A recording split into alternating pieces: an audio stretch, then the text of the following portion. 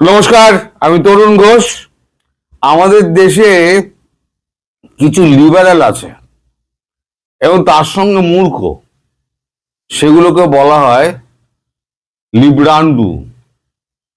এরা লিবারেল, এরা সবসময় একটা ওই সাদা একটা পাজামা পাঞ্জাবি, কাঁধে একটা ঝোলা নিয়ে বামপন্থী দল। তারা বিশ্ব থেকে মুছে গেছে এবং ভারতবর্ষ থেকেও মুছে গেছে এবং একমাত্র কেরলে কিছুটা পড়ে রয়েছে, টিম টিম করে জ্বলছে। সে লিব্রানুরা সারা পৃথিবী জুড়ে নানান উৎপাত মাছিয়ে রেখে দিয়েছে। আর আপনাদের দেশে আছে কিছু উদগান্ডু, যারা উদো অথচ মূর্খ, তাদেরকে বলি আমরা বাংলা ভাষায় গান্ডু। এই উদগান্ডু আর লিব্রান্ডু, আমাদের দেশে যেমন আমরা লিব্রান্ডু নিয়ে জ্বলছি, আপনাদের দেশে তেমনি আপনারা উদগান্ডু নিয়ে চলছেন। এই উদগান্ডুদের নিয়ে আমি পড়েছি খুব মুশকিলে। এরা না বোঝে ভূগোল, না বোঝে ইতিহাস, ম্যাপ তো ছেড়েই দিন, ম্যাপের সঙ্গে এদের কোনো সম্পর্ক নেই। যারা সমুদ্রপথ আকাশপথ বলে কোনো বিবেচনাই করে না, এবং পৃথিবীর বিভিন্ন দেশে যে বিভিন্ন রকমের মানে ঘন্টার তফাৎ আছে সেগুলো তারা জানে না। তারা অনেকে আমার এই পোস্টে তারা লিখেছে যে ওই গভীর রাতে কি জয়শঙ্করজি আর ওনার সঙ্গে দেখা হয়েছিল, ফোনে কথা হয়েছিল, তো নানান রকম মন্তব্য করেছি। লিব্রান্ডুদের, এই উদগান্ডুদের বোঝানোর ক্ষমতা আমার নেই যে আমেরিকায় যখন গভীর রাত তখন ভারতবর্ষে হচ্ছে দিন, কারণ 11:30 ঘন্টার তফাৎ। বাংলাদেশের সঙ্গে যখন ভারতের 8 ঘন্টার তফাৎ, সুদূর আমেরিকার সঙ্গে তখন 11:30 ঘন্টার তফাৎ তো হবেই। এখন এই উদগান্ডুদের আপনারাই বা কি করে বোঝাবেন, আর আমি বা কি করে বোঝাবো? এই উদগান্ডুদের নিয়ে পড়েছি মুশকিলে। তো যাই হোক, এই উদগান্ডুদের নিয়ে তো আমাদের তো খবর নয়। আমাদের খবর যেটা, সেটা হচ্ছে আমেরিকার মার্কো রুবিও, তিনি ফোন করেছিলেন তার দপ্তর থেকে জয়শঙ্করজিকে। জয়শঙ্করজির সঙ্গে কথাবার্তা হয়েছে এবং এখানে যিনি আছেন আমাদের সার্জিও গোর, যিনি দক্ষিণ এশিয়া দেখাশোনা করেন, তিনি আজকে সকালবেলা সম্ভবত দুপুরে কোনো একটা সময়ে তিনি হয়তো ডক্টর জয়শঙ্কর আর এর সঙ্গে দেখা করবেন বলে ঠিক করা আছে। হয়তো এতক্ষণে দেখা হয়েও গিয়েছে, আমি খবরটা অনেক আগে পেয়েছি, তাই আমি লিখিয়ে দিয়েছি দেখা করবেন। এতক্ষণে হয়তো দেখাও হয়ে গিয়েছে, কারণ আমি এখন 3:30টার সময় ভিডিওটা করছি। আমি আর ওদিকে আর নজর দিইনি। এখন মেন খবরটা যেটা হচ্ছে, ট্রাম্প বাবুর একদিনের পরে না মাথার মধ্যে এখন কানে জল ঢুকেছে। কানে জল ঢুকে এখন তিনি নীতি পরিবর্তন করছেন। আপনারা সেই খবর সবাই পেয়েছেন। নীতি পরিবর্তন করে তিনি এখন সমস্ত মানে যত বাজে খরচা আছে, আচ্ছা আপনাদের মনে আছে দর্শক, ইলন মাস্ককে দিয়ে তিনি একটা ডিপার্টমেন্ট খুলিয়েছিলেন, ডোজ। সেই ডোজের নানান রকম প্রেসক্রিপশন ইলন মাস্ক দিয়েছিলেন। সেই প্রেসক্রিপশনের মধ্যে ছিল যে এই যে বাজে খরচা যেগুলো আছে, তার মধ্যে হচ্ছে ন্যাটোর মধ্যে খরচ করা, বিভিন্ন দেশের পেছনে খরচ করা, বিভিন্ন দেশকে আর্থিক সাহায্য দেওয়া, আপনার ওই এশিয়ান ডেভেলপমেন্ট ব্যাংক থেকে আরম্ভ করে যত সমস্ত ব্যাংক খুলে রাখা, এই করতে করতে আমাদের আমেরিকার কিন্তু অর্থনীতির অবস্থা 12টা বাজছে। সেইটা কিন্তু ট্রাম্প মানতে চাননি। সেটা নিয়ে ট্রাম্পের সঙ্গে গন্ডগোল, ওই প্রেসক্রিপশন ট্রাম্প মানবেন না। তারপরে ইলন মাস্কের সঙ্গে গন্ডগোল, ইলন মাস্ক ছেড়ে দিয়ে বেরিয়ে গেলেন। সেই খবর আপনারা সবাই জানেন। এতদিন বাদে ট্রাম্পের মানে কানে জল ঢুকেছে। ট্রাম্প এখন দেখছেন যে আমি মানে ট্যারিফ করে, ট্যারিফও তার মধ্যে একটা ছিল যে ট্যারিফ করে আপনি আমেরিকার জনগণকে আপনি মুশকিলের মধ্যে ফেলছেন, ট্যারিফ আপনি বসাচ্ছেন কেন? এতদিন ধরে ট্যারিফ ছাড়াই তো আমেরিকা আমাদের ব্যবসা করে এসছে এবং আমাদের অর্থনীতিকে চাঙ্গা করেছে, কিন্তু আমরা এত বেশি খরচ করেছি, খরচ করতে করতে আমাদের ধার 37 ট্রিলিয়নে পৌঁছে গিয়েছে। ট্রাম্পের বক্তব্য ছিল আমি ট্যারিফের পয়সা দিয়ে আমি ওই অর্থনীতিকে চাঙা করে দেবো, কিন্তু ট্যারিফ যে উল্টে একেবারে প্রত্যাঘাত হয়ে গেল এবং ট্রাম্প যে একঘরে হয়ে পড়লেন এবং তার নীতি থেকে ভারত আমেরিকার যে নীতি ছিল যে চীনকে দূরে রাখো, চীন হচ্ছে আসল শত্রু, চীনকে দূরে রাখতে গেলে ভারতবর্ষকে আমাদের দরকার, কিন্তু ট্রাম্প যেটা করলেন সেটা তার উল্টো হয়ে গেল। ট্রাম্পের যে নীতি তাতে চীন আরো কাছাকাছি চলে এলো, রাশিয়া কাছাকাছি চলে এলো, তিনটে শক্তির উত্থান হলো। এখন ট্রাম্পের হৃদকম্প শুরু হয়ে গিয়েছে। এই যে রাশিয়ার প্রেসিডেন্ট ভ্লাদিমির পুতিন আসার পর তার যে একেবারে অভ্যর্থনা, তার সঙ্গে যে এত চুক্তি ফুক্তি হয়েছে হওয়াতে একেবারে তার এখন কানে জল ঢুকে গেছে। তিনি এখন বলছেন সম্পূর্ণ নীতি বদল করতে হবে। এখন ভারতের কি ছিল, প্রস্তাব ছিল যে আমরা দুটো সেক্টর ছাড়বো না, বাকিটা যা আছে আমরা নিজেরা করে নেবো, আপনি ট্যারিফটা কমান। উনি তো 50% এক্সট্রা ট্যারিফ বসিয়ে 50% করে দিলেন, করে দিয়ে উনি ব্যাপারটাকে পুরো ঘেটে দিলেন।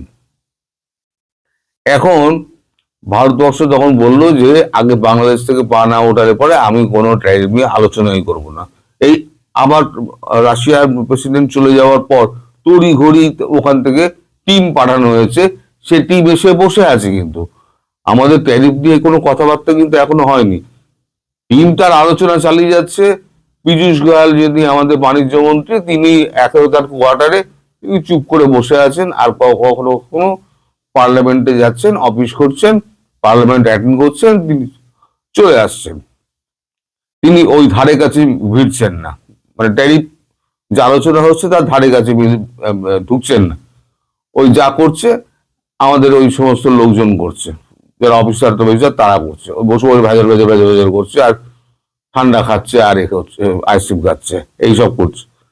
এখন ট্রাম্পের বক্তব্য, এখন কালকে রাত্রিবেলা মূল ঘটনায় আসি, যে কালকে রাত্রিবেলা যেটা মার্কো রুবিও বলেছেন যে সার্জিও গোর যাচ্ছেন, আমরাও আপনার সঙ্গে একমত, সরি, আমরাও আপনার সঙ্গে একমত যে বাংলাদেশকে সত্যি আমরা অস্থির করে তুলেছি, বাংলাদেশটাকে আমরা সুস্থির একটা সুন্দর মানে রাষ্ট্রে আমরা ফিরিয়ে আনতে চাই।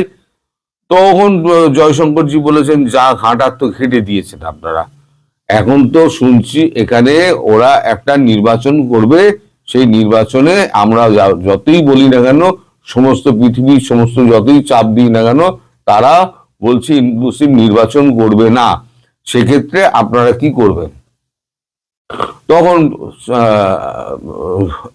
মার্কো রুবিও বলেছেন ইনক্লুসিভ নির্বাচন যদি না হয় তাহলে কোনো বৈধতা থাকবে না, এবং আমরা এবং পৃথিবীর অন্যান্য দেশগুলো, ইউরোপিয়ান ইউনিয়ন সহ বাকি দেশগুলো, জাতিসংঘ, তারা কেউ যদি বৈধতা না দেয় তাহলে পরে এই নির্বাচনের কোনো অর্থই হয় না, এবং এই নির্বাচনে সরকার গঠন হবে সেই সরকার একাকী হয়ে যাবে, সে আন্তর্জাতিকভাবে স্বীকৃতি পাবে না, ফলে এই নির্বাচনের কোনো দামই থাকবে না, এই সরকারের কোনো দামই থাকবে না। যদিও অতদূর যাবে কিনা সে ব্যাপারে আমার যথেষ্ট এখনো সন্দেহ আছে, কারণ ভারতবর্ষের মোদির মুড কিন্তু খুব খারাপ, খুব খারাপ। এই আসার পর থেকে মানে নানান রকম ব্যাপারে একটু পিছিয়ে আছে, সমস্ত ব্যাপারটা গ্রাউন্ডেড হয়ে আছে, কিন্তু নরেন্দ্র মোদীর মুড কিন্তু খারাপ। আর সামনে পশ্চিমবঙ্গ নির্বাচন আছে, আর নির্বাচনের আগে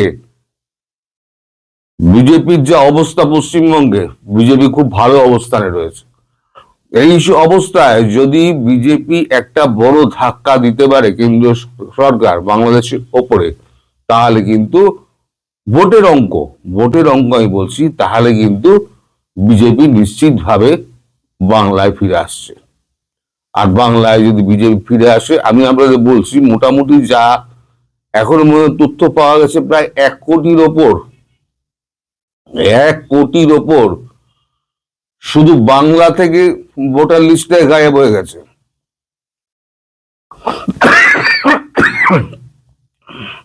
1 কোটির ওপরে বাংলাদেশি ভোটার লিস্টে গায়েব হয়ে গেছে। তাহলে যেখানে 42% তার ভোট ছিল তৃণমূলের মুখ্যমন্ত্রীর, সেখানে যদি 1 কোটি ভোটার যদি ওখানে হারিয়ে যায়, তাহলে পরে ভোটের অংশ কোথায় নেমে আসবে? সেক্ষেত্রে বিজেপির সঙ্গে তার যা দূরত্ব ছিল ভোটের অঙ্কের, সেই অঙ্ক কিন্তু একেবারে লেভেলে চলে আসবে। তখন বিজেপি কিন্তু এদিক ওদিক করে ছোটখাটো দলের সঙ্গে হাত মিলিয়ে কিন্তু বিজেপি সরকার গঠন করে নেবে। সেটা যাতে আরো বেশি ভোট হয়, তার জন্য হয়তো নরেন্দ্র মোদী এই ভোট টানার জন্য একটা বড় রকমের সিদ্ধান্ত হয়তো খুব শীঘ্রই নিতে পারেন। কারণ মুড কিন্তু নরেন্দ্র মোদীর খুব খারাপ। যে কোনো দিন নরেন্দ্র মোদী প্রচারে বেরিয়ে যাবেন, ওয়েস্ট বেঙ্গলের প্রচারে আসবেন, এসে একেবারে তুলকালাম তুলে দেবেন। কারণ নরেন্দ্র মোদী একমাত্র বিজেপির মুখ, তিনি সমস্ত কিছু করতে পারেন। আমার মনে হচ্ছে খুব শীঘ্রই একটা বড় কিছু হবে। ওই গুমোট আবহাওয়া বইছে, একটা বড় কিছু হবে। কারণ আমেরিকা পুরোপুরি সারেন্ডার করে দিয়েছে। যা করবেন দক্ষিণ পূর্ব এশিয়া আপনারাই করুন, আমরা এর মধ্যে মাথা ঘোরাবো না, কোথাও মাথা ঘোরাবো না। ফলে ভারত এবং রাশিয়া যৌথভাবে, চীন কি করবে পরের ব্যাপার, চীনকে কেউই বিশ্বাস করে না। আছে পাশে আছে ঠিক আছে, কিন্তু কতক্ষণ চীন থাকবে? তাছাড়া কেন রাশিয়ার প্রেসিডেন্ট ভ্লাদিমির পুতিন ছুটে এসেছিলেন, সেই খবরটা কিন্তু এখন আমরা জানতে পারিনি। ভেতরের যে খবরটা, যেটা ভেতরে 20 মিনিট একটা বৈঠক হয়েছে, দুর্ধর্তার বৈঠক হয়েছে 2 নেতার, সেটার খবর কিন্তু আমরা কেউ জানতে পারিনি, আর জানতেও পারবো না। সে আমি আগেও বলেছি আপনাদের, ওইখানে কি কথাটা হয়েছে সেটা কিন্তু আমরা জানি না। তারপরে কিন্তু একটা গুমোট আবহাওয়া বইছে, এবং যখন তখন যা খুশি তাই হতে পারে। এই খবরটা আপনাদের আমি আগাম দিয়ে রাখলাম। জানি না আমার খবরের সত্যাসত্য আপনারা কতটা কি ধরবেন না ধরবেন, সবই হচ্ছে ওপরওয়ালার ব্যাপার এবং মোদিজির